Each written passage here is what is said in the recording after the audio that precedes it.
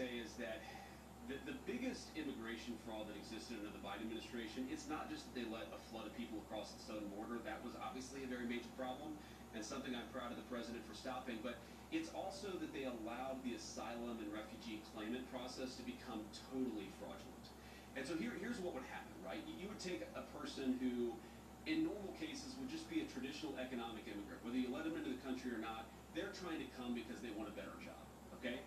They would come to the country and say that they were fleeing persecution, and they would say that they were an asylum claimant, and then effectively what the Biden administration would do is say, okay, you're an asylee, go into the interior of the country, here's a work permit, maybe come back in 10 or 12 years for your hearing on whether you actually have a legitimate asylum claim. So what did that mean?